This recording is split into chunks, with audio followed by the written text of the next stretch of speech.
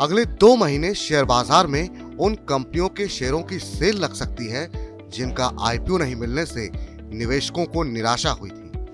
पिछले साल नवंबर और दिसंबर में लिस्ट हुई कंपनियों की प्री आईपीओ लॉक इन अवधि समाप्त हो रही है और उन कंपनियों के शेयर का हाल देखकर लग रहा है कि वे निवेशक अपने हिस्से के शेयर निकाल सकते हैं जो 1 साल के लॉक इन की वजह से बंधे हुए थे, क्योंकि पिछले साल लिस्ट हुई कई कंपनियों के शेयर का भाव इशू प्राइस से बहुत नीचे है और तुलना अगर रिकॉर्ड ऊंचाई से की जाए तो शेयर का भाव आधा भी नहीं है। नवंबर में जिन 5 कंपनियों का लॉक इन खत्म हो रहा है उनका हाल देख लीजिए। नाइका के शेयर का भाव रिकॉर्ड ऊंचाई से 61% नीचे है और इशू प्राइस से 12% कम। कुछ ऐसा ही हाल डिलीवरी और पीवी फिनटेक का भी है। फिनो पेमेंट बैंक का इशू प्राइस और रिकॉर्ड ऊंचाई लगभग एक जैसी ही है और मौजूदा भाव वहां से बहुत कम है।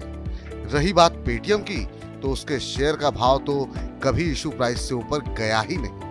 हालांकि ऐसा नहीं है कि पिछले साल नवंबर में लिस्ट हुई सभी कंपनियों के शेयर इशू प्राइस से नीचे हैं। कई कंपनियां ऐसी हैं जो अपने आईपीओ निवेशकों को अब भी अच्छा रिटर्न दे रही हैं, लेकिन रिकॉर्ड ऊंचाई से उनके भाव भी काफी नीचे हैं।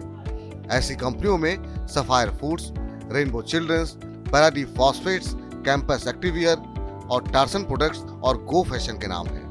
और अधिकतर स्टार्टअप्स की लिस्टिंग के बाद हुई पिटाई से निवेशकों का भरोसा टूटा है।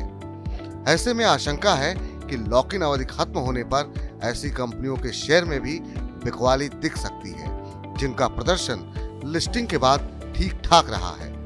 रिपोर्ट्स की माने तो पिछले साल नवंबर और दिसंबर में लिस्ट हुई कंपनियों के लगभग 25,000 करोड़ रुपए के शेयर लॉक इन अवधि की वजह से बाजार में नहीं आए हैं और लॉक इन खत्म होने के बाद अगले 2 महीने में 8 से 12,000 करोड़ के शेयर बाजार में बिकने के लिए पहुंच सकते हैं। पिछले साल जब ये सभी कंपनियां आईपीओ लेकर आई थी तो इनके बारे में कीर्ति गाथाएं सुनाई गई थी, लेकिन अब बाजार के जानकार इनमें अधिकतर से दूर रहने की सलाह दे रहे हैं।